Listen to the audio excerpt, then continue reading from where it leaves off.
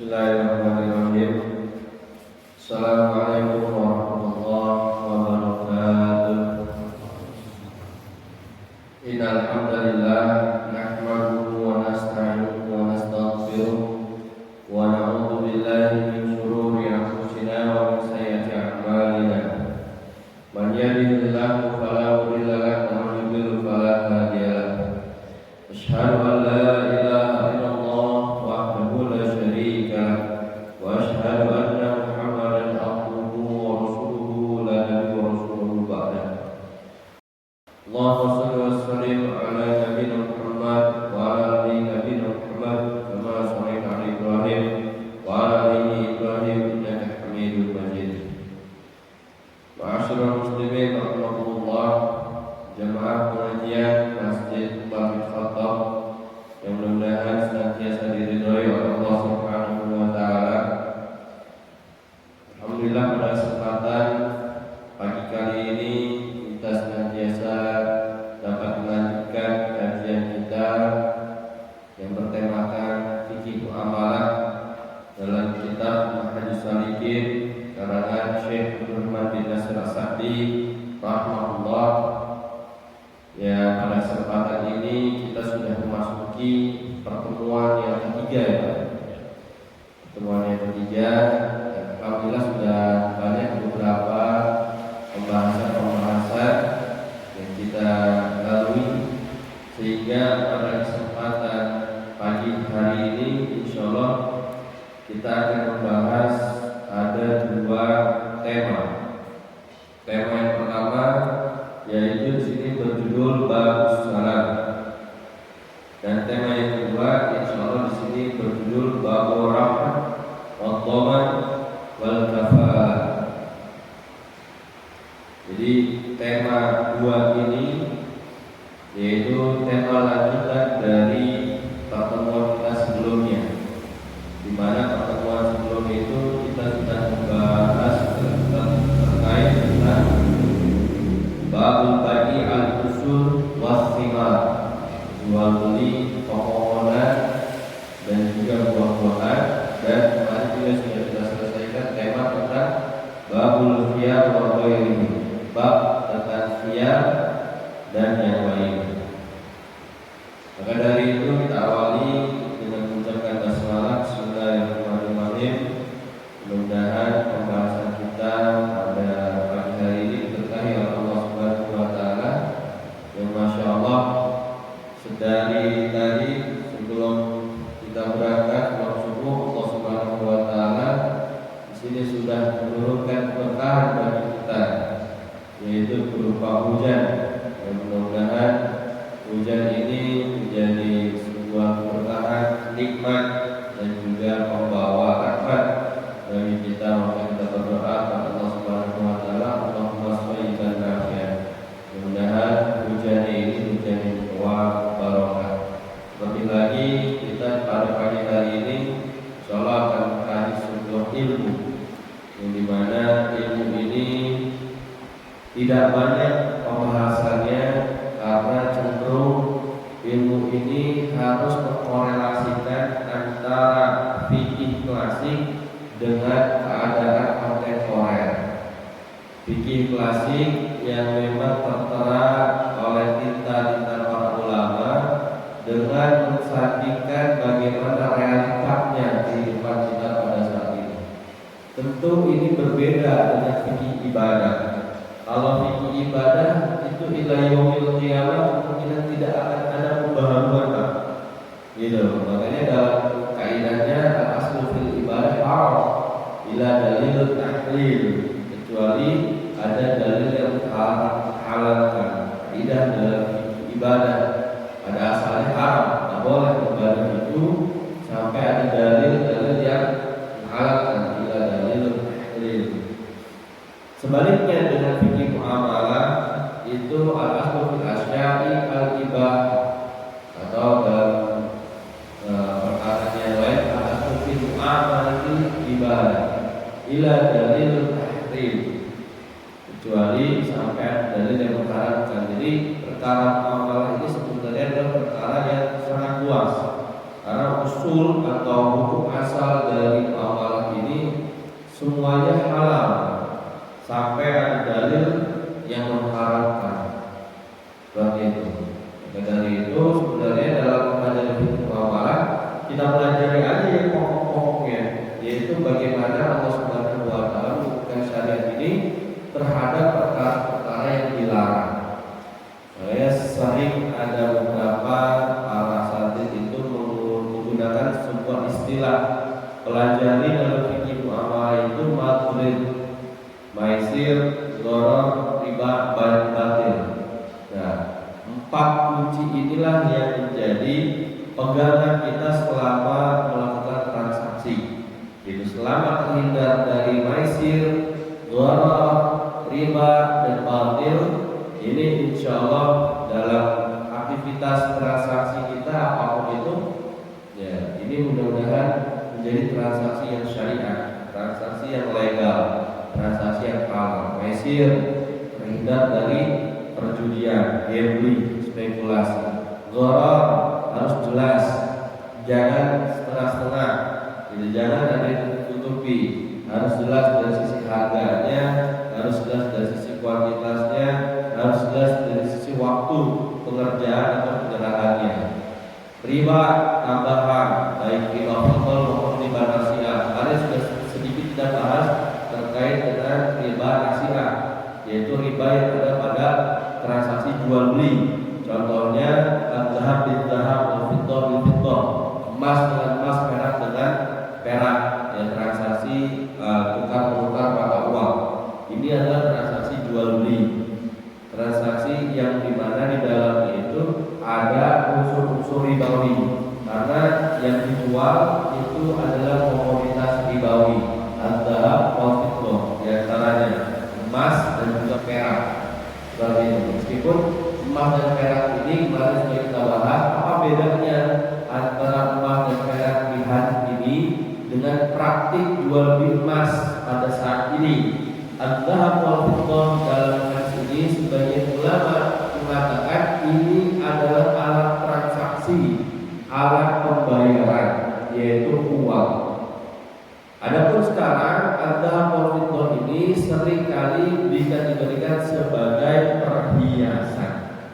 Gitu. Makanya ketika perhiasan dengan uang ini dua hal yang berbeda, sehingga boleh dicicil antara penjualan emas dengan cara dicicil. Nah ini yang menghalalkan sehingga zahab ini boleh dilakukan transaksi tidak cash. Kan harusnya syaratnya harus cash, syaratnya lalu harus pada saat hari itu juga, jangan sampai ada penyerahan yang tertunda. Itu syarat jual beli zahab bil zahab, emas dengan emas, perak dengan perak, kecuali transaksinya itu beda jenis, itu boleh. Mau cicil, mau penyerahannya tidak hari itu juga, mau tidak serupa, boleh. Tapi kalau harus serupa, nah ini harus cash dan harus online. Lalu yang lain terkait dengan riba adalah riba fadl. Riba fadl ini yang insya Allah akan bersinggungan dengan pembahasan kita saat ini.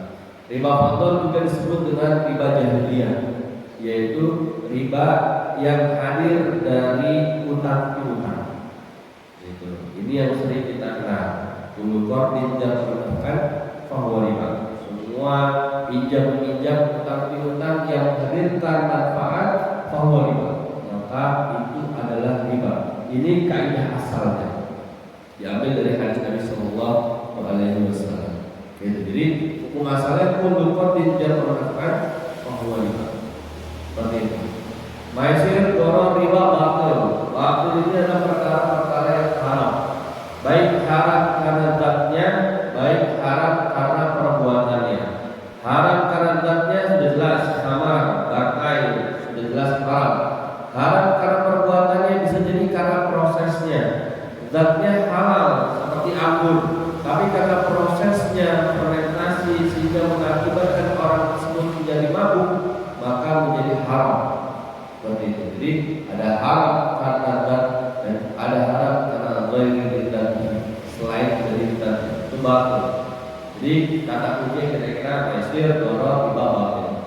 4 hal ini seperti itu. Meskipun nanti turunan-turunannya adalah seperti larangan tipu-tipu, ya, janganlah kalian najas, gitu. Jangan kalian saling tipu-tipu, ya. Karena orang yang menipu itu paling sabil, bukan termasuk dari golongan. Oleh karenanya ada kesempatan yang berbahagia ini, insya Allah kita coba akan perjelas kembali perbab yang sudah dicatatkan oleh Imam Sa'di rahimahullah ta'ala.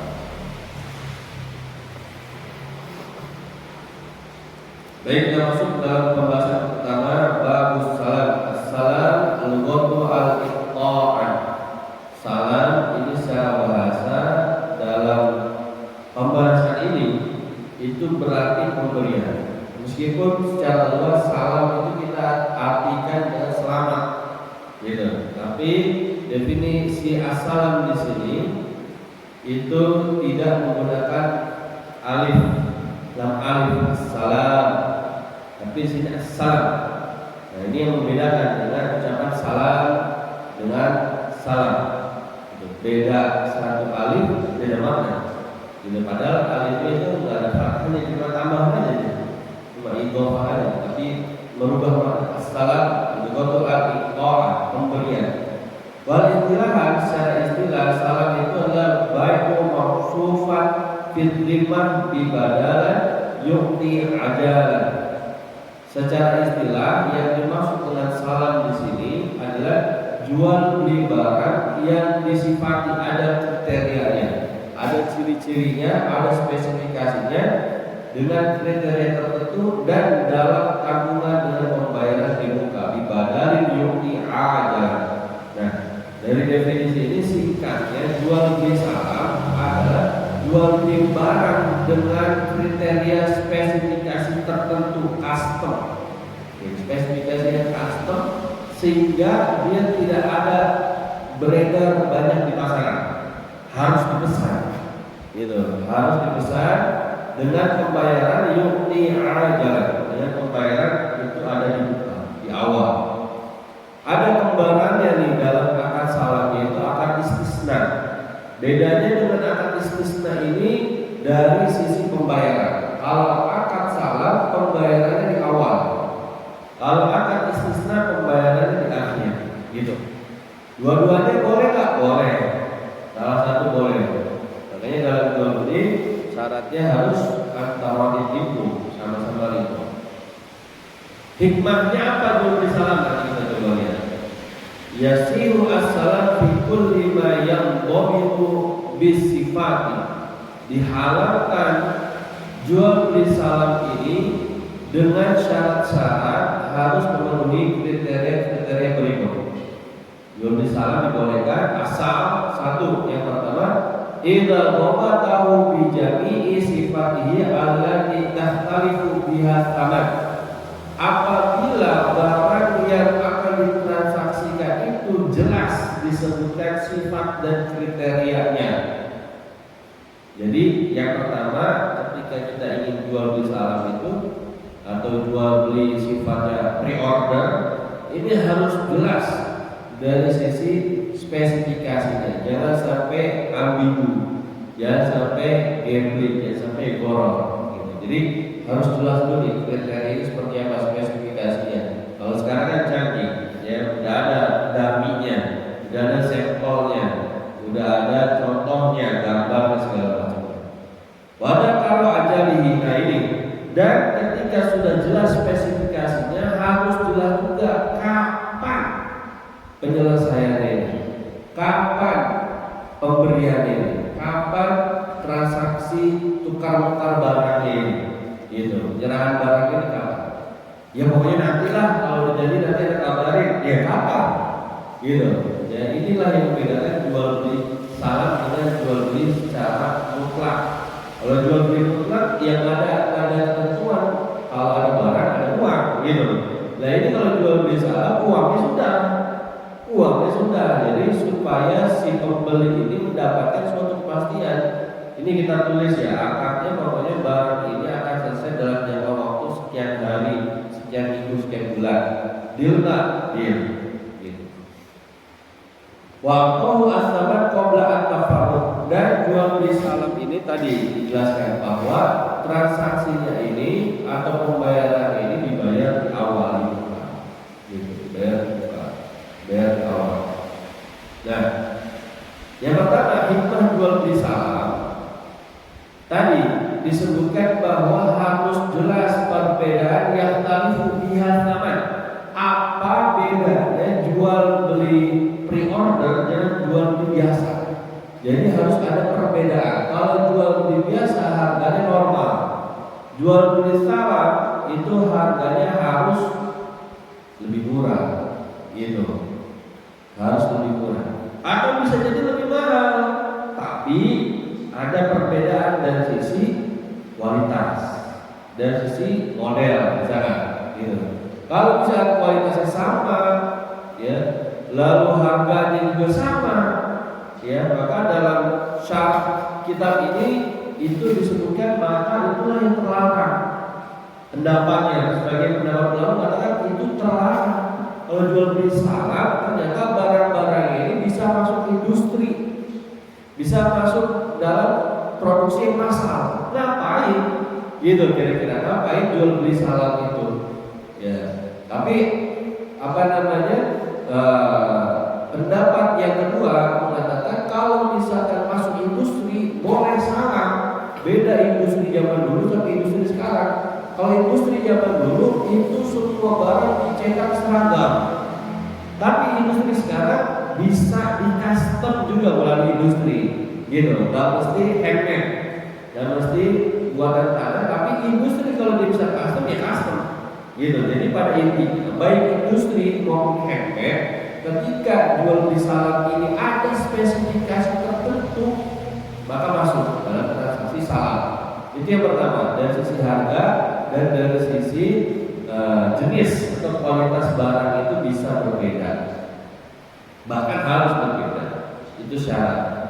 Yang kedua, hikmah dari jual beli salam ini, penjual atau produsen bisa memiliki modal di awal. Karena dengan modal tersebut, misalkan contohnya, ya dia membutuhkan barang material, bahan baku. Dengan adanya modal di awal ini, dia bisa membeli bahan baku dari harga yang dibayar oleh pemesan. Seperti itu. Kira-kira yang jadi hikmah. Jadi baik dari pembeli ada keuntungan, dari penjual juga ada keuntungan. Ini masuk dalam kategori tadi antara itu. Dalilnya adalah Ibnu Abbas radhiyallahu anhu qala Nabi sallallahu alaihi wasallam al-Madinah wa hum yuslifuna fi thimari sanah wa sanatain. Ketika Rasulullah sallallahu alaihi wasallam datang ke Madinah, maka penduduk Madinah itu suka melakukan jual beli salam. Jual beli salam ini adalah sinonim dari jual beli salam. Dalam hadis ini disebutkan dengan yustifuna, mereka saling jual beli salam. Jual beli yang dilakukan dengan objeknya pada saat itu masih belum banyak, terbatas, yaitu objeknya itu adalah buah, komoditasnya buah-buahan dalam waktu setahun atau dalam waktu 2 tahun. Nah, bedanya apa nih? Ya, dengan jual beli thimar yang kemarin kita sudah bahas, usul was thimar. Man aslafa fi syai'in fal yustif fi kailan ma'luman wazni ma'luman ila ajalin ma'luman. Nah, bedanya dengan jual beli usul was thimar yang kemarin sudah kita bahas, dari hadis ini bahwasanya man aslafa fi syai'in, barang siapa yang dia bertransaksi salam fi syai'in atas sesuatu fal yustif fi kailan ma'luman, maka hendaklah dia menjualnya itu dengan takaran yang maklum, dengan takaran yang sudah diketahui. Gitu. Jadi takaran sudah diketahui berapa, wazni makluman, ya. Dan juga dengan timbangan yang jelas. Ila ajalin makluman, dan juga dengan penyerahan yang jelas. Gitu. Jadi kalau nanti baru usul kita belum tahu, pokoknya ini saya bayar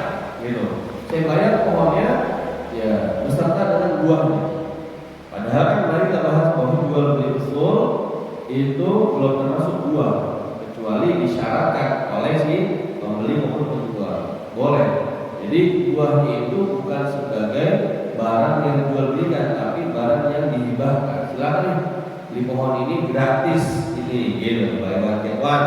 Nah, itu salah satu contoh dari usul wasila, baik usul wasila.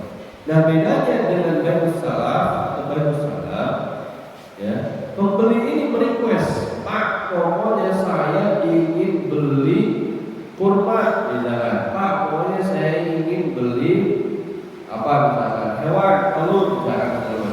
Sekarang belum ada, ya, tapi saya minta dalam jangka waktu sebulan, setahun atau 2 tahun. Bisa nggak? Insya Allah bisa. Insya Allah. Nah, dalam masalah insya Allah bisa ini juga harus diketahui bahwasanya kailan ma'lumat, wawadun ma'lumat, wa ajalun ma'lumat. Dia memang benar-benar bisa. Benar-benar dia bisa melakukan perbuatan yang dipesan. Jangan sampai seperti mohon maaf, ya. Ya pokoknya ambil aja dulu orderan lah, gitu. Masalah bisa apa enggak itu urusan nanti, gitu. Yang penting orderan masuk dulu aja, enggak apa-apa, gitu. Dia bukan produsen, Pak. Dia biasanya wasilah. Ya biasanya dia adalah penyampai aja, gitu. Udah terima aja orderan dulu, gitu. Ya yang penting masuk, gitu. DP masuk, gitu. Pembayaran masuk. Padahal nanti dia ya belum tahu persediaan barang ini kan siapa tahu, gitu. Salah nggak? Sebenarnya tidak salah masalahnya. Hanya saja di awal syarat jual beli itu malikul lisyai'in au ma'dhunan bih. Syarat jual beli itu dia harus memiliki barang yang jual belinya, harus dimiliki, gitu. Kalau nggak ada di dia, lo gimana mau jual? Lah tadi malaisa indah. Janganlah kau menjual sesuatu yang tidak kau miliki. Oleh karena bagaimana? Atau al-ma'dhunan mendapatkan izin. Jual beli salam, nggak punya barangnya, gitu. Tapi saya punya relasi, saya punya koneksi, sana sini, gitu. Boleh nggak? Boleh, asal dengan syarat sudah ada kesepakatan dengan vendor, gitu. Bapak, saya pasarkan barang Bapak, gitu. Kalau Bapak kalau saya dapat order, saya order ke Bapak. Siap nggak? Siap, boleh jalan, gitu. Mekanismenya boleh jual beli langsung atau jual beli menggunakan mekanisme salah seperti itu. Betul. Aslafa fi syai'in fal istifal fi kailin ma'luman wa waznin ma'luman ila ajalin ma'luman. Ada hadis itu bahwa Allah sallallahu alaihi wasallam akhadha aqwalun nas yuridu ada'aha adallahu anhu wa man akhadha yuridu itlafiha atlafahu Allah. Nah, ini. Jadi dalam kitab ini Syekh ingin mengingatkan kepada orang yang melakukan transaksi salam bahwa apabila seseorang ini mengambil uang dari saudaranya dengan tujuan untuk mengembalikan uang tersebut dalam bentuk apapun, baik dalam bentuk uang juga atau dalam bentuk barang juga, maka di sini a'adallahu anhu, Allah Subhanahu wa taala akan membantu untuk mengembalikannya. Ini sebenarnya hadis ini bisa juga dijadikan bagi kita ketika kita berazam memiliki tanggungan, kita memiliki suatu kewajiban utang yang harus ditunaikan. Maka ketika kita memiliki sebuah azam, ya, iltizam untuk mengembalikannya, janji Allah Subhanahu wa taala melalui lisan Rasulullah SAW. Dan di sini ada Allah Subhanahu wa taala akan membantu kita untuk mengembalikannya. Wa man akhadha yuridu itlafaha, tapi ketika kalau misalnya kita terima orderan fiktif, ya, orderan ini palsu, ternyata orang tersebut cuma tipu-tipu, ya, maka di sini Allah Subhanahu wa taala atlafahu Allah, ya, Allah juga akan menghancurkan, gitu, ya. Allah juga akan menghancurkan. Jadi seolah-olah di sini kita diingatkan bahwa jual beli salam itu adalah jual beli yang landasannya adalah amanah, landasannya adalah kejujuran. Gimana kalau nggak jujur? Ya, si penjual ini pasti dia akan membawa kabur uangnya, yang membawa pergi uangnya. Tapi kalau misalnya dilandasi sebuah kejujuran, ya, ini maka Allah Subhanahu wa Ta'ala akan menjaga keberkahan dari transaksi tersebut. Atau jual beli istisna. Jual beli istisna ini kan si produsen produksi aja dulu, bikin aja dulu. Pembayarannya kapan? Nanti. Ketika barangnya sudah jadi, akan dilakukan pembayaran. Gitu, istisna. Konsepnya seperti itu. Ini juga kan butuh suatu amanah dan si pembeli bahwa ini udah dipesan, ini udah dibikin, maka harus bayar. Kalau tidak bayar, rugi penjualnya. Kalau misalkan barang tersebut bisa dipasarkan aja, alhamdulillah. Tapi kalau misalkan barang tersebut tidak ada pemesanan, harus gitu, rugi pembeli, rugi penjual. Nah, oleh karenanya, ya, dalam mekanisme salam maupun istisna, ya, kita sering menggunakan wa'ad, menggunakan janji yang dituangkan dalam uang pembayaran awal, ya, uang down payment, uang DP, jadi pembayaran awal. Apakah sah seperti ini? Sah, ya, sah. Jadi down payment ini adalah wa'ad, gitu, ya. Wa'ad ini nanti kita masuk ke dalam bab berikutnya, yaitu adanya sebuah penjamin rahan atas transaksi yang kita lakukan. Meskipun rahan pembahasan ini secara berbeda, tapi down payment ini masuk ke dalam wa'ad, perjanjian yang mengikat bahwa transaksi ini akan diselesaikan, gitu. Atau ini juga bisa menjadi sesuatu kafalah, suatu kafalah, yaitu suatu pengganti ketika ada transaksi yang tidak selesai. Di sini pembahasan berikutnya, bahwa wal kafalah. Jadi uang down payment, uang DP dalam transaksi salam atau transaksi istisna diperbolehkan, hanya saja memang down payment atau uang DP ini belum termasuk dari pembayaran, belum dilakukan pembayaran atas barang tersebut, karena uang ini bukan pembayaran atas harga, tapi uang ini atas pembayaran bahwa transaksi ini akan kita selesaikan, gitu. Nanti ketika sudah jadi barangnya di akhir misalkan istisna, ya, baru pelunasan sisanya berapa ditambah DP di awal, digabungkan, gitu, baru ini menjadi transaksi yang sudah melakukan tukar menukar. Nah, jadi pembahasan pertama kesimpulannya dalam jual beli saham, ya, bahwa ketika seseorang memesan barang di awal dengan kriteria spesifikasi tertentu, itu harus jelas, penyerahannya harus jelas, lalu kriteria barangnya juga harus jelas, ya, dan juga harga barangnya itu harus jelas. Udahlah, nanti biarin karena bikin dulu aja. Nanti kalau udah jadi baru ada kasih infonya, digorong, gitu, digorong. Meskipun gorong ada yang ditahrim, ada yang tidak, ya. Gorong itu ada yang mengharapkan, ada yang tidak, ya. Dan jadilah bikin aja dulu. Nanti sisanya atau nanti hasilnya harganya berapa baru nanti ada kabarin. Kan gorong di awal ada kesepakatan. Kalau tadi bongkar aja, gitu kan kita nggak tahu.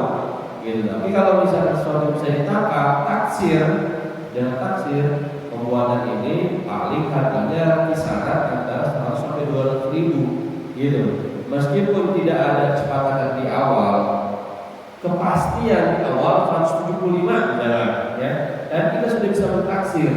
Ini paling 100 sampai 200 ribu, tapi untuk fixnya nanti ketika sudah habis baru, gitu. Nah, ini jual beli seperti ini memang menyelisih rukun dan syarat salam maupun istisna. Tapi jual beli seperti ini bisa menggunakan akad yang lain. Contohnya apa? Contohnya adalah akad ijarah. Akad ijarah itu yang dibeli bukan barangnya, tapi yang dibeli adalah jasanya, gitu. Lalu kalau dia ada kebutuhan atas raw materialnya atau bahan pokoknya gimana? Itu menggunakan akad wakalah, bahwa diwakilkan oleh si pembuat bahwa pembuat ini akan membeli tidak di-markup, tidak ditambahin. Lalu dapat untung dari mana? Dari sewa jasanya ini, gitu. Sewa jasa ini kemarin ya kasus terkait dengan bolehkah kita melakukan borongan, usaha borongan proyek, boleh. Maka akad itu bukan akad salah, bukan akad jualan, tapi akadnya ini adalah akad ijarah, sewa jasa. Lalu pembeliannya bagaimana? Pembelian sesuai dengan kesepakatan yang ada di toko bahan bangunan misalkan. Artinya berapa harganya sudah kita sebagai wakil, singkat seperti itu. Tapi kalau misalnya mau diserahkan semuanya, pokoknya saya serahin semuanya, gitu. Saya serahin semuanya. Nanti hasilnya berapa? Kita sepakat di awal. Jadi, kalau ini berarti bisa pakai akad salam, gitu. Sudah ada kesepakatan di awal. Pengerjaannya, spesifikasinya, gambarannya, harganya, pembayarannya di awal. Udah pokoknya bapak cuma jadi, gitu. Ini bisa menggunakan akad salam, gitu. Atau di akhir nanti pembayaran menggunakan akad istisna. Jadi sebenarnya fikih muamalah ini sangat luas, sangat luas. Kita sebenarnya mau kemana ada mekanismenya, ada akad-akadnya itu ada, gitu.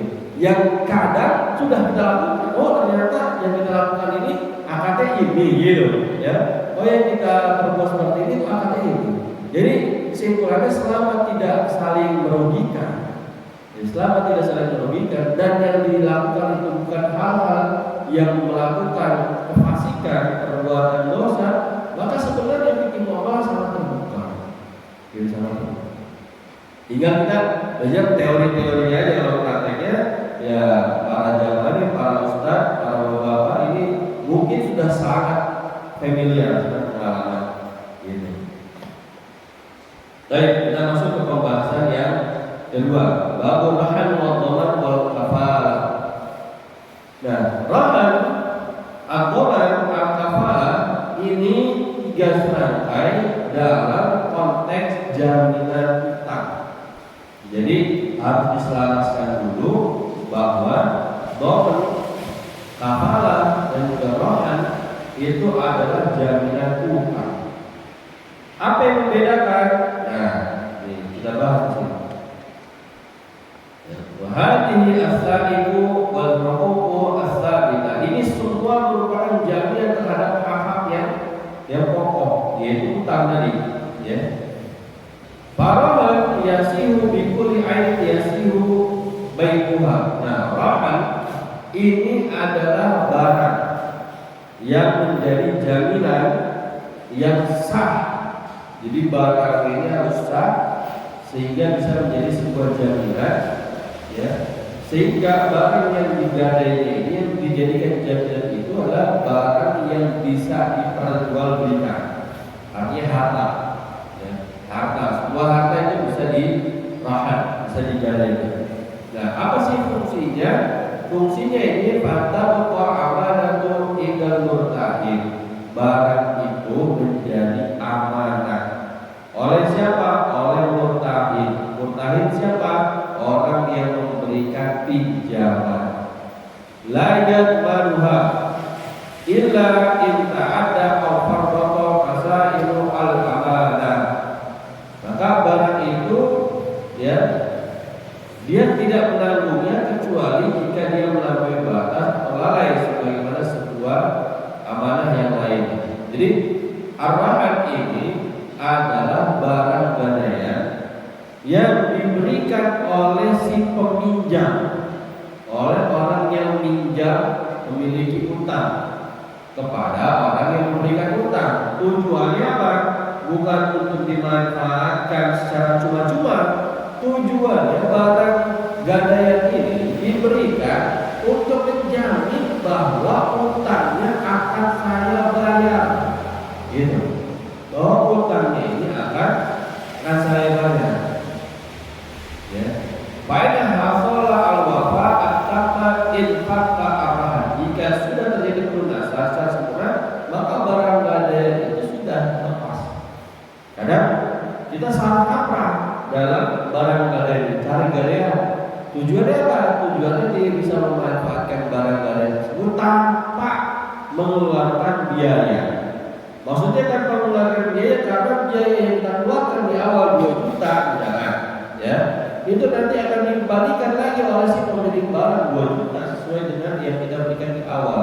Tapi di satu sisi kita bisa menggunakan barang kalian itu sepuasnya. Itu kira-kira. Padahal konsep awal bikin muamalah seorang ini adalah sebagai jaminan atas utang piutang bahwa utang itu akan dibayar. Ya. Nah, wa ilam yahsul wa talaba sahibul haqqi wa rahni wajaba bai'uhu wal wafa'u min samanihi. Jika dia tidak mampu melunasi pembayarannya, maka orang yang memiliki barang ini meminta supaya barangnya itu dijual. Gitu, supaya barangnya dijual. Maka ya, si pemegang barang itu wajib menjualnya dan hutangnya itu dilunasi atas pembayaran dari penjualan tersebut. Gitu. Nah, jadi yang kedua, ya, yang pertama, barang galian itu tujuannya adalah untuk menjamin hutang itu dibayar. Kedua, jika terjadi gagal bayar, maka barang ini harus dijual untuk melunasi pembayarannya. Wa baqiya min thamanihi ba'da al-wafa al-haqqu falirabbih. Ya. Kemudian kalau misalkan barang ini ada kelebihannya dari utang, maka kelebihannya itu milik si pemilik barang. Misalkan dia berutang 1 juta, barang bayarnya seharga 2 juta, maka selisihnya kelebihan bayar itu masuk kepada pemilik barang di awal. Sebaliknya yang ketiga, wa in baqiya min daini syai'un yabqa dainan mursalan bila rahim.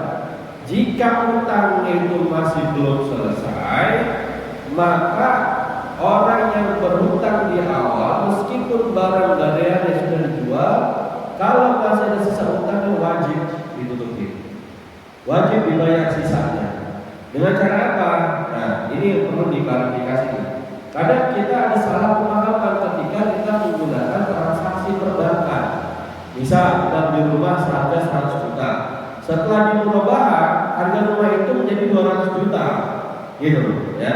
Nah, ini makanya ada konsep murabahah yang jelas harganya dengan konsep suku bunga lokal. Yang kita cuma dikasih tahu biaya awalnya saja, biaya rumahnya 100 juta. Ya udah cicil selama 10 tahun misalkan sebulan ini 3 juta gitu ya, selama 10 tahun bulan.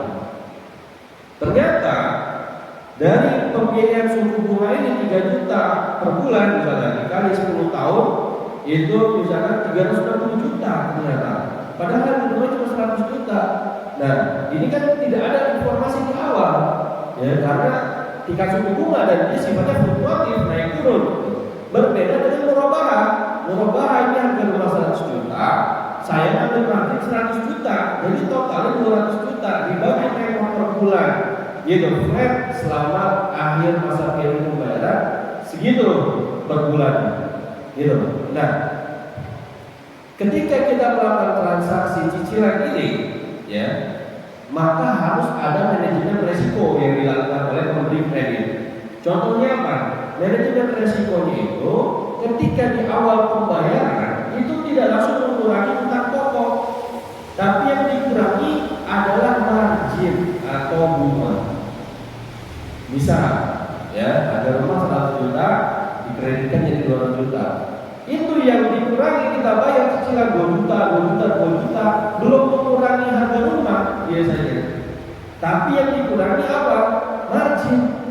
Jadi lembaga keuangan itu ngambil margin dulu di awal, 2 juta, 2 juta, 2 juta, sampai sekian tahun, 5 tahun katakanlah sudah lakukan pembayaran 100 juta. Ini keuntungan untuk si lembaga keuangan sudah aman selesai, gitu.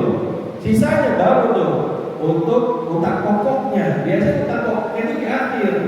Makanya ketika ada permasalahan dan dibawa ke pengadilan, akan dilihat bahwa sisa utang pokoknya itu masih full, masih penuh atau masih dominasi pembayaran. Kenapa? Karena mekanisme pembayaran seperti itu, dan ini yang jarang kita ketahui. makanya perlu dipahami sekarang bahwa ketika ada permasalahan, misalkan kita kredit rumah, ada alhamdulillah misalkan ada gagal bayar, nah ternyata utangnya itu belum berkurang, gitu. Yang berkurang baru marginnya, meskipun nggak semuanya, kadang ada yang disisihkan 90% untuk margin, 10% untuk utang pokok, misalnya seperti itu. Kadang-kadang seperti itu, ya. Seiring dengan waktu nanti bertambah. Margin 80 dari pembayaran cicilan kita, utang pokok 20, margin 70, utang pokok 30, gitu kira-kira tuh. Dan sisi timetable itu. Nah, ketika kita gagal bayar, maka rumah ini dijual 100 juta misalnya, ya. Ternyata utang kita di bank itu masih ada 120 juta, 100 jutanya tercukupi, 20 jutanya ini harus tetap kita cicil. Dan kan ada kesan kalau orang yang disegel sama bank, rumahnya udah diambil, cicilannya masih ada, gitu. Karena mekanisme lelangnya seperti ini. Jadi jangan sampai kita punya pemikiran bahwa ketika kita tidak mau bayar, barang gak ada yang disita, utang lepas, gitu, ya. Ini akan terjadi kezaliman ketika barang yang dijualnya itu lebih besar keuntungannya daripada utangnya. Ini yang akan menguntungkan pihak tadi, ya, pihak penerima barang gadaian tersebut. Mutahir tadi akan lebih menguntungkan daripada seorang orang yang menggadai barang. Nah, sistem Islam fair, ya Islam fair-fairan aja bahwa bapak punya utang sekian, ini barang harganya sekian, dijual lakunya sekian. Kelebihannya kalau ada sisa untuk bapak, kalau tidak ada yang mau ditambahin, gitu kira-kira. Itu sistem dari rahim, ya, sistem dari penggadai atau barang gadaian. Di sini ada sebuah hadis, ya, sebagai penguat, ya, la yaqlaqu ar-rahmu min sahibihi alladhi rahanahu lahu gunmuhu wa alaihi gurmuhu. Barang yang digadaikan tidak bisa dipisahkan kepemilikannya dari pemilik yang menggadaikan. Baginya manfaatnya dan padanya biayanya. Kalau misalkan kasusnya ada orang yang menggadai tanah atau sawah, ya kan? Tanah gadai tanah atau sawah. Ketika tanah ini berbuah misalkan ada pohonnya, itu buahnya nggak bisa langsung milik orang yang memegang gadaian. Itu udah menerima tanah nih, gitu. Ada buah macam durian, langsung jadi kan tanah lagi digadai sama saya. Maka buahnya itu nggak bisa langsung masuk, gitu. Kenapa? Karena kalau ada biaya yang wajib mengeluarkan biaya ini disebut pemilik tanah. Misalkan ini udah luas, udah ini alam-alam ini, kalau nggak dipotong nanti bisa membahayakan, ada ular segala macam, gitu. Maka untuk perawatannya bukan orang yang memegang gadaian, karena tidak digadai, urusnya tanahnya. Gitu. Hukum asalnya yang merawat barang gadaian tersebut tetap si pemiliknya, tidak berubah status kepemilikan, tidak berubah. Gitu, tetap yang melakukan perawatan adalah si pemiliknya, gitu. Nah, meskipun nanti ada lingkungannya, walaysa lil rahim illa intifa'u bihi illa bi'idnil akhar atau bi'idni syari. Ya, maka orang yang memegang gadaian ini pada hukum asalnya tidak berhak memanfaatkan barang gadaian, gitu. Hukum asalnya, illa di sini ada istisna, pengecualian. Bi'idnil akhar, kecuali atas izin dari si pemiliknya. Atau bi'idnil syari, atas izin dari syari. Siapa syari ini? Pemilik atau pembuat syariat, yaitu Allah. Gitu. Jadi kalau misalkan pemilik yang ridho dan Allah juga menghalalkan, baru boleh. Contohnya apa? Biqaulihi Nabi sallallahu alaihi wasallam, "Adh-dhahru yurkabu bi nafaqatihi idza kana marhunan. Walabanu dari yusrabu bi nafaqatihi idza kana marhunan. Wa 'alal ladzi yarkabu wa yashrabu an-nafaqah." Rahul Bukhari. Ini hadis dari Bukhari. Rasulullah menjelaskan bahwa kalau ada hewan tunggangan, ya, boleh dikendarai yurkabu bihi, ya, jika digadaikan tidak ada marhuna, ya. Tapi syaratnya binafaqatihi, dengan adanya nafkah atas hewan kurbanannya. Atau walabanu ad-dari yusrohu binafaqatihi, tidak ada marhuna. Atau hewan yang diperah susunya itu boleh diminum susunya, ya, binafaqatihi, dengan adanya nafkah yang dikeluarkan. Waladhi yatamu wa yasrabu an-nafaqah, semua yang dikendarai dan yang diperah susunya diminum, maka itu harus disertai dengan nafkah, ada nafkah, ada biaya. Jadi sebenarnya boleh tidak gadai, nggak boleh, gitu, ya. Tapi kalau ingin digunakan, dimanfaatkan, kan ini sawah gadaian nih, kebun gadaian nih, saya dipakai untuk tanam, gitu, ya. Maka tunaikan nafkahnya. Kalau ilalannya tinggi, potong, gitu. Butuh perawatan, tunaikan. Mobil, motor, kan ini juga sama, kadang digunakan untuk barang gadaian. Boleh pakai nggak? Boleh, gitu, ya. Tapi nafkahnya harus dikeluarkan. Contohnya apa? Bensin udah jelas, nggak usah dibilang. Bensin pasti diisi. Kalau bensin tidak ada kan nggak bisa dipakai. Terus apa nafkahnya? Oli, rem, gitu, ya. Shock breaker ini kan kadang nggak kelihatan secara kasat mata, tapi dia berkurang dan harus ditunaikan nafkahnya. Maka bagaimana? Ya tunaikan dengan adanya biaya pengganti, biaya sewa, gitu, ya. Ini motor saya lagi pegang, mobil lagi saya pakai kayak gitu. Kalau saya mau pakai, rela aktif. Kalau misalkan saya ganti biaya pemakaiannya 50.000 sehari, gitu, 100.000 sehari misalkan. Ya kalau sewa kan 300.000, ya 300 400. Nih kalau lagi gadai, saya ganti ini nafkahnya 100.000, gimana tuh, rela pak? Gitu, oke sih, deal, rela. Ya udah, selesai tuh permasalahan. Jadi barang gadaian bisa dipakai, bisa dimanfaatkan oleh pemegang gadaian dengan catatan ditunaikan nafkahnya. Seperti itu, ya. Nah, lalu berikutnya berapa menit lagi?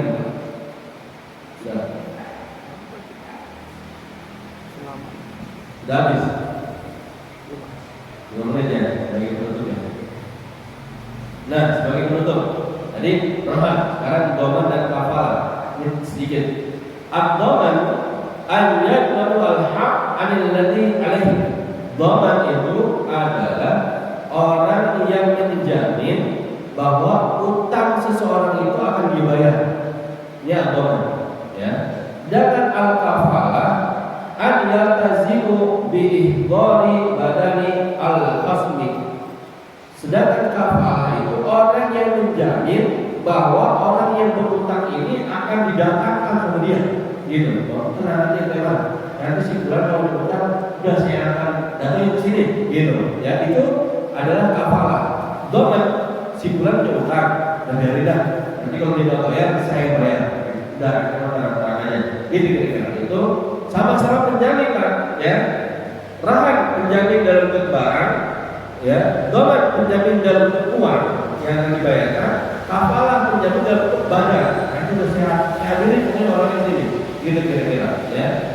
Nah, sini kalau Nabi Sallallahu Alaihi Wasallam az-zaimu ghalimun, orang yang menjamin itu maka dialah yang menjadi penghutang. Ghalimun, dia berhutang, gitu. Ya, baik yang menjamin badan, ada yang juga nanti uangnya saya lunasi.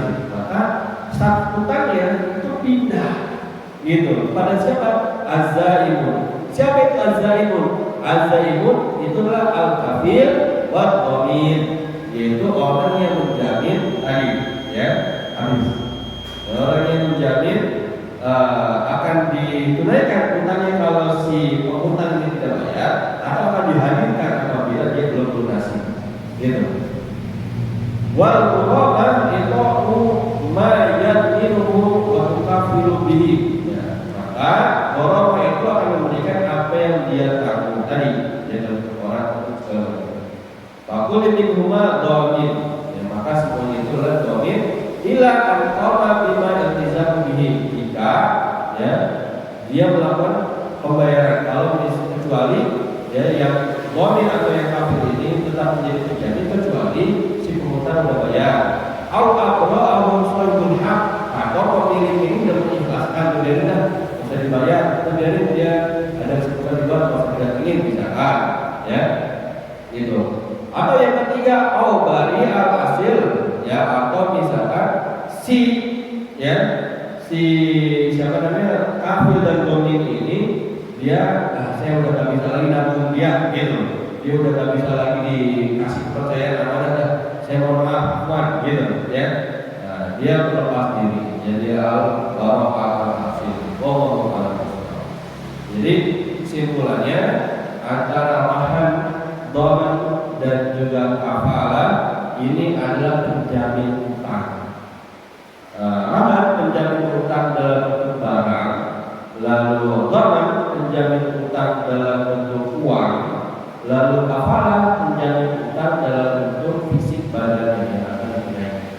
Nah, jadi kita ubah paradigma kita kepada barang galian.